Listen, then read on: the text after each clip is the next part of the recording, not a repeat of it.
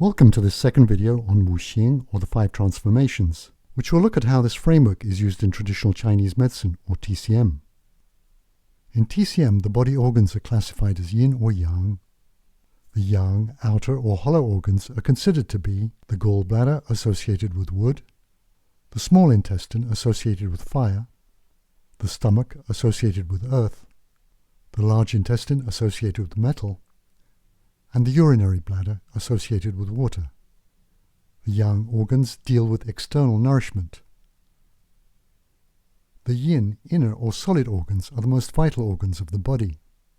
Most of my discussion will consider the 5 transformation relationships between the yin organs, which distribute the essence or jing extracted from external nourishment.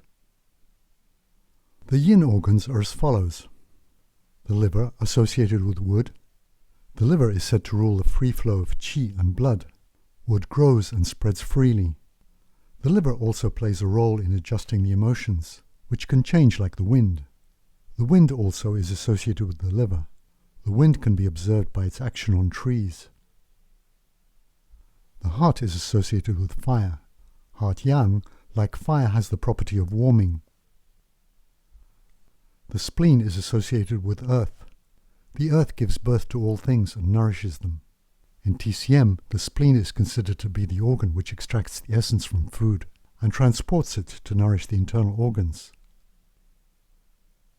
The lungs are associated with metal. Metal is purifying, descending, and astringing. The lungs keep the respiratory tract clean and descend qi. The kidneys are associated with water.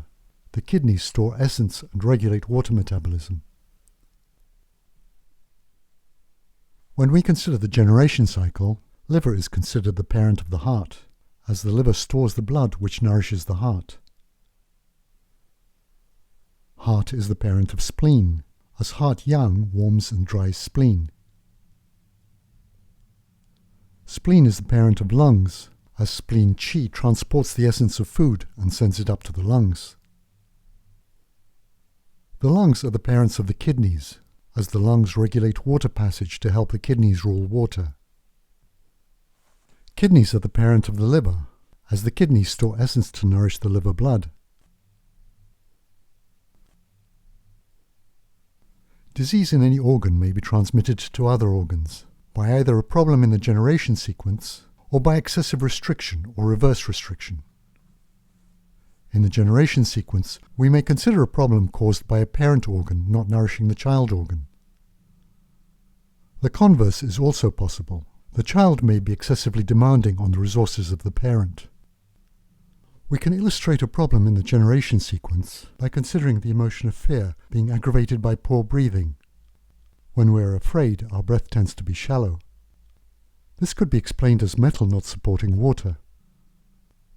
As an example of the excessive restriction case, anger may affect digestion.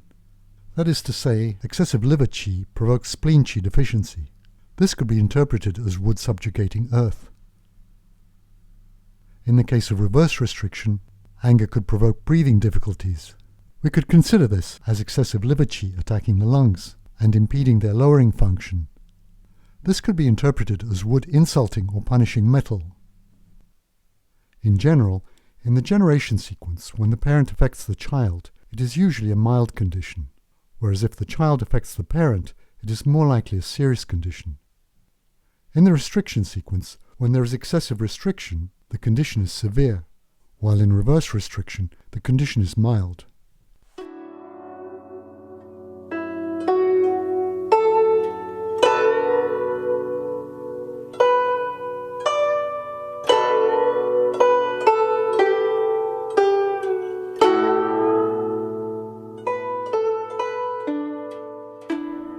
The Wu Xing can play a role in diagnosis, although the doctor will usually take many other factors into consideration.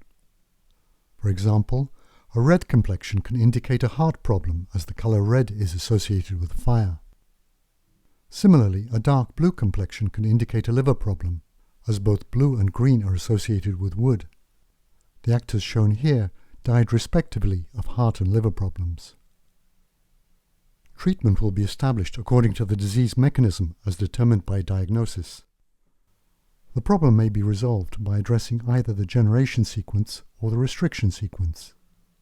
In a generation-related problem, deficiency of a child can be treated by invigorating the parent, which will in turn invigorate the child. Excess can be treated by reducing the child organ, which will reduce the excess of the parent. So, for example, if the patient has breathing difficulties, we may want to reinforce lung qi by strengthening spleen qi. This would be an example of supplementing earth to reinforce metal. In the case of a restriction problem, we would need to act on the grandparent to reduce excess or supplement deficiency. For example, to treat edema, we may have to strengthen the spleen to induce diuresis. That is, we would support earth to restrain water. Wu Xing could play an interesting role in psychiatry and offers some novel approaches to the treatment of emotional problems. For example, sadness will weaken the lungs, and joy will overcome sadness. This would require strengthening heart yang. Fear weakens the kidneys, and pensiveness or reflection can overcome fear. In this case, it would be useful to improve spleen qi. To finish here, I would like to add an extremely brief sketch of some other systems of medicine. Both the Ayurvedic and the Tibetan systems are based on a different set of 5 elements, that is, earth, wind, fire, ether, and water, and the correspondences differ somewhat. The Ayurvedic system combines these elements into the 3 doshas, which are used extensively in that medical system. In Greece, Empedocles stated that matter was based on 4 roots, earth, fire, air, and water. This was taken up by Plato and Aristotle, who renamed them elements and added a 5th element called quintessence. Hippocrates used the 4 elements as the basis for his medical theory, based on the 4 humours. Galen formalized this, and this approach dominated Western medicine for over 1,000 years. This system was extended by Arab and Asian doctors over the centuries, and is still practiced as Unani medicine in Pakistan. Finally, modern medical science is based on the atomic theory of elements, as represented by the periodic table. For the most part, quantum effects are ignored in medical science. Chemical interactions are observed to follow the basic laws of thermodynamics. Starting with the microscope, and with the evolution of technology, we have a more accurate picture of human anatomy and physiology than was proposed 2,000 years ago. This basis for medical science has offered more substantial health improvements to humanity than any other system, although it has not yet solved all the world's health problems. To summarize, Wu Xing is a framework developed over a long period of time during the Zhou dynasty in China. It became dogma during the Han dynasty, helping to justify dynastic succession. The Wang Dinejing defined its central role in traditional Chinese medicine. TCM practitioners use this system extensively to determine appropriate acupuncture treatment, and it is also used to justify appropriate TCM herbal treatment. In China and elsewhere, many serious practitioners affirm that they are guided by this system to successfully treat patients, although most of these ideas do not conform to the accepted modern medical view of anatomy and physiology. In the West, positively inclined scientific commentators consider Wu Xing to be a proto-science, a metaphor, a kind of mnemonic or a cultural curiosity. Those who are negatively inclined call it a pseudoscience. So are successful treatments just a fortunate coincidence in the right hands and minds? I will comment further on this in a future video. Thank you for watching this video, and I hope you'll join me for future videos in this series.